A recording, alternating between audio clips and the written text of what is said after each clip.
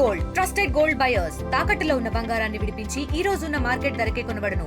మరిన్ని వివరాలకు సంప్రదించండి 7771077720.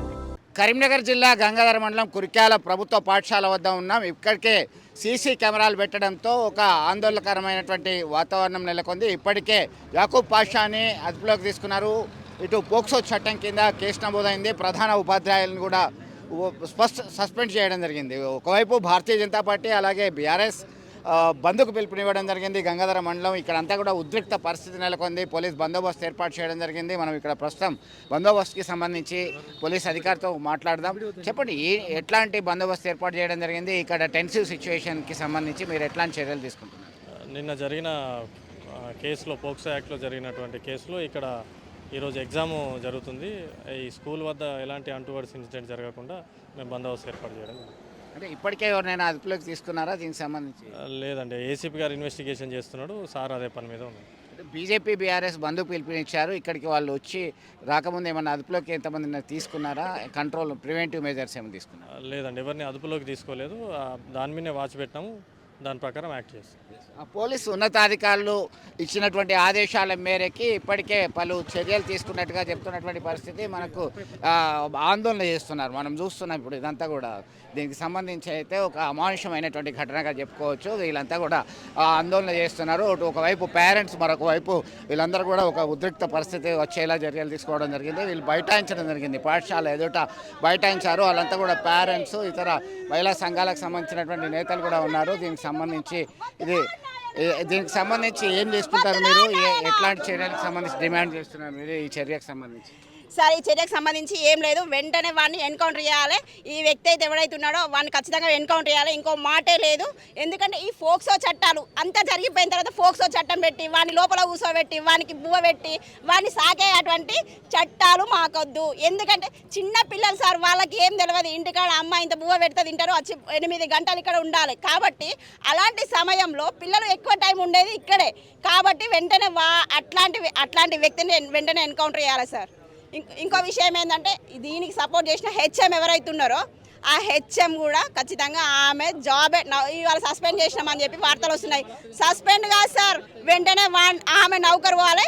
ఇంకొక విషయం ఏంటంటే, 3 రోజుల నుంచి జరుగుతున్న ఈ సంఘటనను పోలీసులకు కూడా తెలియకుండా లోపల ఎంక్వైరీ నడుస్తుంది.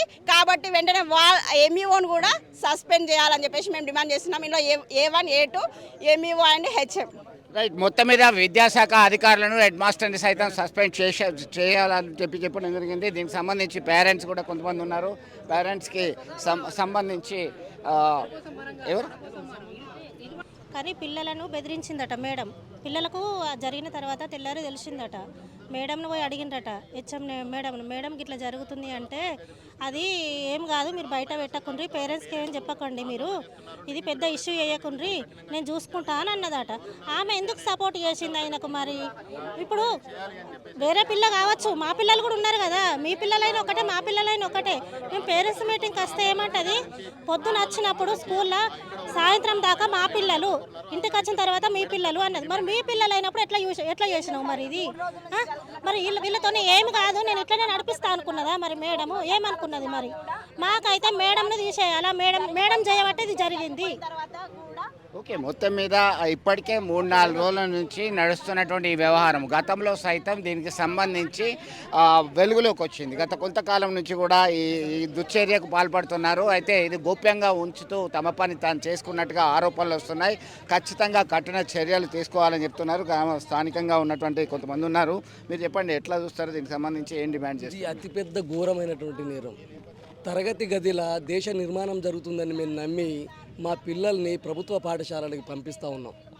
ఇక్కడ ఏమో ముందు ఈ సెలవుల ప్రాంతంలో వీళ్ళు వచ్చేసి మా ప్రభుత్వ పాఠశాలలో చేర్పించండి, బడిబాట పల్లెబాట ఏదేదో అనేసి ప్రభుత్వాలు మాటలు ఇచ్చేసి మమ్మల్ని మభ్యపెట్టేసి మేము ఈ తరగతి గదిలోనే దేశ నిర్మాణం జరుగుతుందని చెప్పేసి మేము నమ్మి మా పిల్లల్ని నమ్మి పాఠశాలలోకి పంపిస్తూ ఉంటే ఇట్లాంటి అగత్యాలకు పాల్పడుతున్నటువంటి వాళ్ళని ఈ జైళ్ళల్లో పెట్టి మేపటం కాదు, వాళ్ళు మాకు అప్పగించండి లేదా వాళ్ళని ఎన్కౌంటర్ చేయండి. ఈ యాకూబ్ అనేవాడు 3 సంవత్సరాలుగా ఇదే ప్రాంతంలో వాడు చేయని అగత్యాలు లేవు. 3 సంవత్సరాలుగా పిల్లలని వాడు దారుణమైనటువంటి అగత్యాలకు పాల్పడుతూ ఉన్నాడు.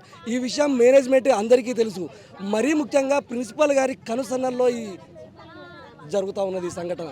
కానీ ప్రిన్సిపల్ గారు కనీసం పోలీస్ డిపార్ట్మెంట్కి కానీ సఖీకి సంబంధించి వాళ్ళకి కానీ ఎటువంటి వారికి సమాచారం ఇవ్వకుండా వీళ్ళు కుమ్మక్కైపోయి, అరే మరీ ముఖ్యంగా ఈ ప్రిన్సిపల్ మేడం ఫోన్ చేంజ్ అయిందంటేనే మాకు అనుమానాలు దారితీస్తూ ఉన్నాయి.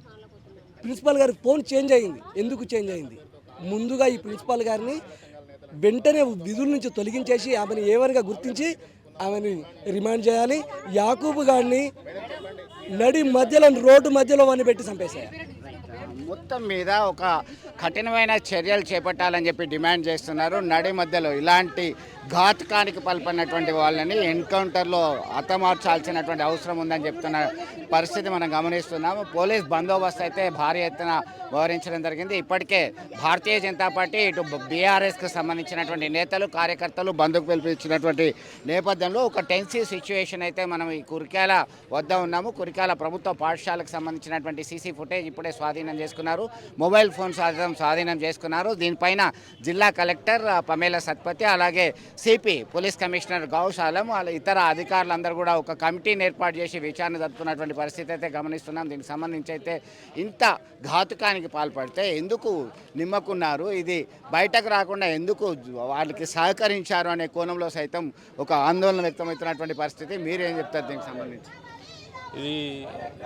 ఈ సంఘటన చాలా దురదృష్టకరమైన సంఘటన. దీన్ని నోటితో మాట్లాడడానికి కూడా, చెప్పడానికి కూడా మనకు అంత వ్యక్తిత్వం తెలపడానికి కూడా ఇబ్బందికరంగా ఉన్న సంఘటన. కాబట్టి దీన్ని బాగా సీరియస్గా తీసుకోవాలి.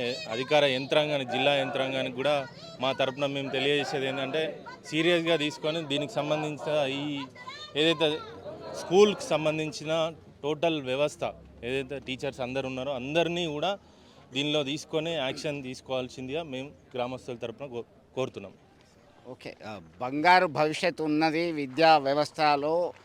ఇక్కడ అంతా అద్భుతమైనటువంటి ఫలితాలు వస్తాయని చెప్తున్నటువంటి నేపథ్యంలో తమ పిల్లల్ని ఇక్కడికి ఈ పాఠశాలకు పంపినటువంటి నేపథ్యంలో ఇలాంటి దుశ్చర్యకు పాల్పడడం అనేది అమానుషంగా భావిస్తున్నారు. ఖచ్చితంగా కఠిన చర్యలు తీసుకోవాల్సిందే, ఇలాంటి ఘటనలు పునరావృతం కాకుండా చూడాల్సిందే అని డిమాండ్ చేస్తున్నటువంటి పరిస్థితి. వీడియో జర్నలిస్ట్ సుమంత్తో కలిసి చంద్రశేఖర్, RTV, కురిక్యాల గ్రామం నుంచి. తెలుగులో న్యూస్ కి ఫాస్టెస్ట్ యాప్ ఇప్పుడు టోటల్లీ న్యూ అవతార్లో జస్ట్ 5 సెకండ్స్ లో కంప్లీట్ న్యూస్. సోషల్ మీడియాలో ట్రెండ్స్ కి one stop solution. Live TV app voice search option తో ఇప్పుడే డౌన్లోడ్ చేయండి లేదా అప్డేట్ అయిపోండి. యాప్ లింక్ డిస్క్రిప్షన్ లో ఉంది.